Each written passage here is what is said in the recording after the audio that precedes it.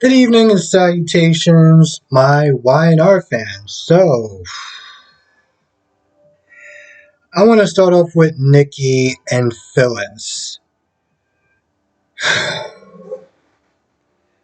just want people to keep in mind that this vendetta against Diane is like stuff that happened over 20 years ago. Okay? This is stuff that happened over 20 years ago.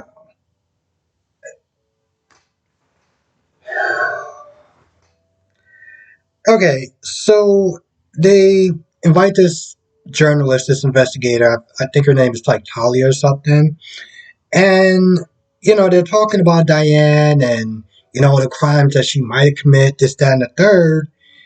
And, the investigator's like, all right, well, what proof do you actually have that she's doing all this stuff? And Nikki's like, well, we was wondering if you can use your resources to try to dig up some more stuff. And at this point, she's like, all right, listen, I'm here for a good story. I'm not here for a hatchet job. And which is really sad because she's only now coming to this conclusion that she's looking at them like this is personal. You're just out to sit there and hurt her. And she's like, yo, I'm not going to sit there and sully my reputation, just to try to write some sort of expose so y'all can get back at her for some beef that happened over 20 something years ago. So she walks off, and Phil's like, I can't believe she did that. And Nikki's like, well, yeah, we don't actually have any proof. And it's probably a good thing because Nikki's like, listen, if we go at her like this, it's just going to put Diane in a positive light. She's going to come across more as the victim. And we don't want that. So now Phyllis is like, all right, we got to sit there and, we got to take drastic measures, drastic actions or whatever. And Nikki's like, well, what are you talking about? So, of course, Jeremy Stark got out like maybe 2 days ago or whatever. And, she wants to use Jeremy to scare her or whatever. And Nikki's like, we're not trying anything like violent, right? The sad thing is that, at first she was like, no. But the sad thing is that, when Diane was there talking about Jeremy, you know, um, the way that she described Jeremy is that he can come after her family just to hurt her. He can come at Jabot just to hurt her. Phyllis, like Nikki, listen, let's put it this way.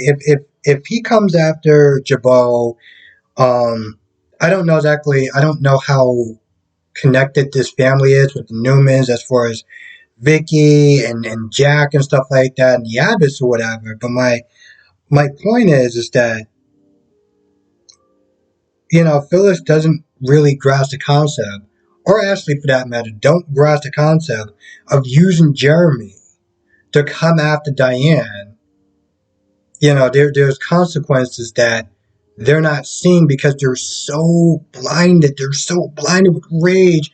Grr, 20 years ago, I'm coming back after you, or 30, or however the damn timeline is. Jeremy comes after Jabot, Summer works there. Jeremy comes after Kyle, or let's say kidnaps Harrison. That affects Phyllis. Like, Phyllis is so stupid that she doesn't understand just how many different ways that this can backfire using Jeremy. But oh no, we gotta get creative. We gotta use drastic measures. We gotta get a dangerous criminal to go after Diane and just hope that she's just gonna run away. And he can just go after her. But here's the thing about payback. We had years planning this payback or whatever. You don't want to just simply end them. What's the point of that? No. I want them to suffer. Hell, even with Ashley and Tucker, there's a point when Tucker's like, "Yo, so I gave you all that information. I'm just gonna kind of keep out of this, but I can help you with your other needs if if you need a little, whatever." Now she's like, "Yo, what's going on? You're trying to help me. I'm in this critical point." And of course, he's like, "Yo, listen, I got to focus on Devon." Now, I saw the episode yesterday. I was for it. I was for Tucker just really going in on Nate. And when Elaine was like, "Oh, well, he had no right to sit there and do that, this, that, and the third," I was like, "Elena, shut your dumb ass up. Like, just stop talking." I was with it. But pretty much he was like, "I need to focus on Devon because he's practically running a company by himself. Lily doesn't have the same experience as Devon. Half of the people already jumped ship. So I need to sit there and really, kind of look out for him." But she's like, "Yo, listen, I need you to sit there and help me out, this, that, and third." And she comes back. Now, after Diane tells Jack about how the threat level that Jeremy is composed, how Ashley and two other idiots, is just not wise to poke the bear. He starts to understand the magnitude of the situation. He's like, "I got you." So now Diane starts crying and everything like that. And I'm just like, all right, first it was the over the top, overly emotional speech, then the crying and the tears. And of course, Ashley comes and Ashley's like, "What the?" She's like, what's going on? What's going on? So Diane leaves. They get into it for a little bit. And at this point, well, yeah, Jack was also like, he's going to try to, he's like, "Yo, listen, I can't stop Ashley. Ashley's going to do what Ashley wants to do. We need to get Kyle looped in," which is going to be another problem because now Diane has to sit there and drop another bomb on Kyle. Oh, by the way, I know I said this was like my last secret and the secret before that and the one before that, but this time I really mean that this is the last one. Oh, Jeremy Starkin, the guy that I told you was kind of a sociopath. Yeah, he may come after Jabal or you or Jack. But that's it. That's the last secret. That's the last thing.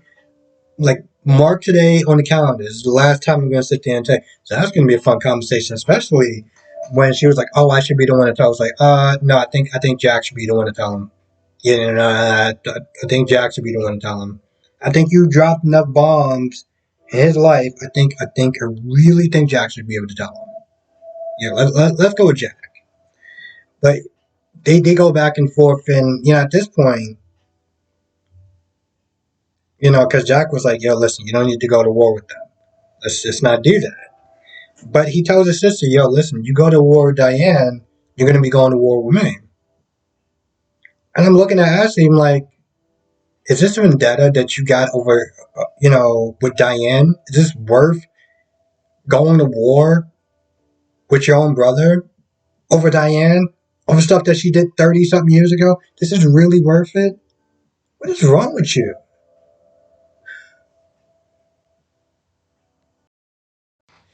So, Lily finds out about what Devon did. And at first she's like, "Oh, well, you deserve to get slapped. Amanda should have tore up the place, this, that, and the third. And, what you did was horrible." And, just really kind of getting on him. And Devon's like, "Yeah, thank you for making me feel better. Thank you for judging me." It's like, "No, no, no, I'm not trying to judge you." I was like, "No, boo. You literally did that in like 2 minutes when you started going in on him. Are you kidding me?"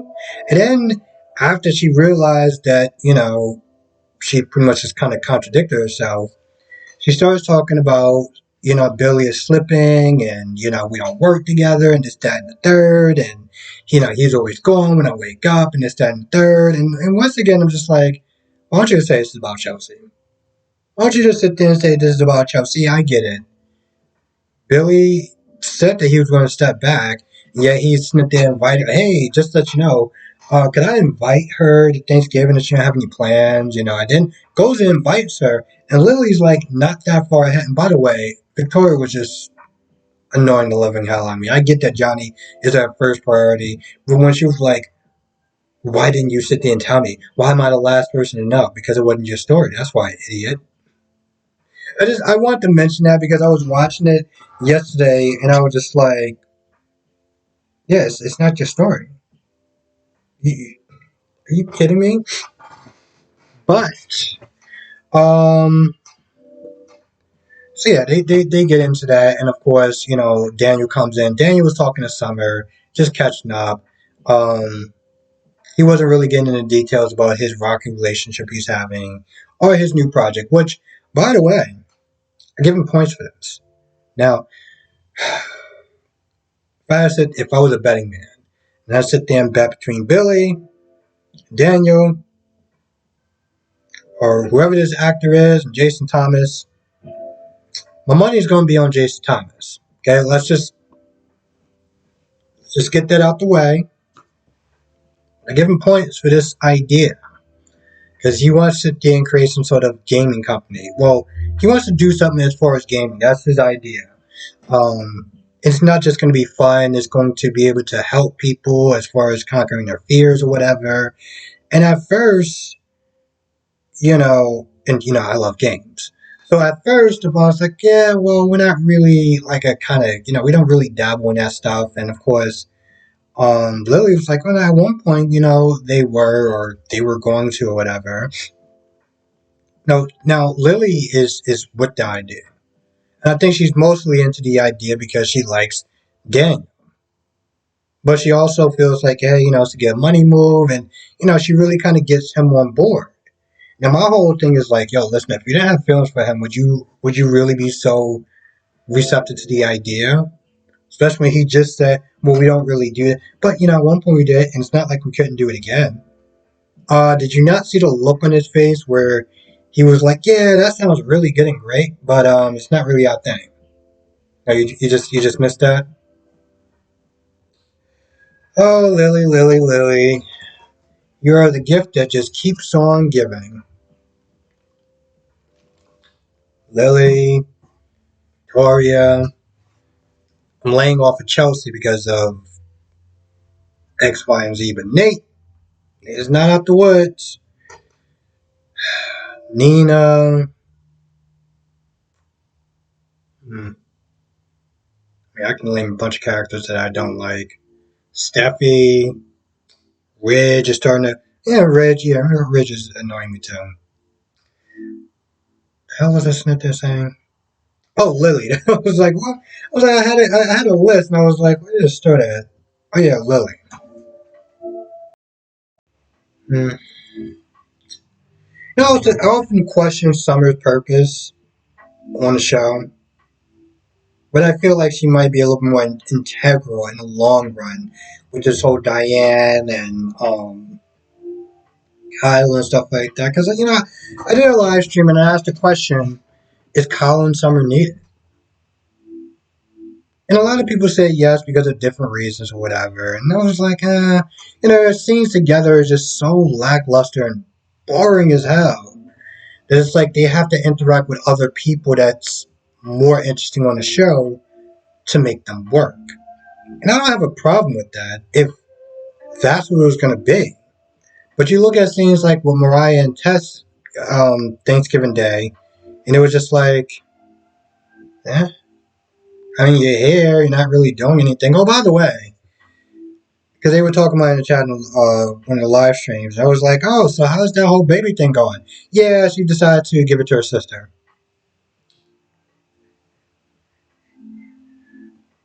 It was like, I mean, granted, this is the reason why I just always question about this Mariah and Tess fan base. Um, this Taraya fan base. I'm just like, why are y'all fans of them? What do they do on the show that makes you go so gaga and so like, oh, I love these two. They're so amazing. And it's like, well, what do they actually do? I mean, they just had a story that happened off screen for the most part, as far as this adoption process. And then you drop it on Thanksgiving Day. Oh, yeah, it fell through. I was like, did anyone even really care about their adoption scene? Their adoption story that they were going to be adopting this baby? They're gonna move to the ranch. They're gonna sit there and get over this room. Yeah, it didn't work out. I mean, I know this isn't the first time that Y&R has just decided to just drop a story and be like, "You talking about?" But for the fans that love Mariah and Tess, one second. For the fans that love Mariah and Tess, I'm just like, why? You know? I mean, yeah, I get it. They add diversity to the show, but other than that, they don't really do much of anything. Yeah, Mariah had a great story back in the day when she was kidnapped, and I'm pretty. It sounds interesting when I was sitting there read more about it, but I'm like, well, it's night and day compared to whatever the hell that's they're giving us now. And I'm not even fans of those two, but I'm like, I feel bad for. I partly feel bad for people that are Taraya fans because this is the best that you're getting, and it's not good at all. It's almost insulting when you really think about it. I feel like that's about it. I can't really think of anything else. I can't really think of anything else that happened in this episode. So with that being said, I'm gonna go. I want to thank you for watching. Be safe, and I'll see you in the next video.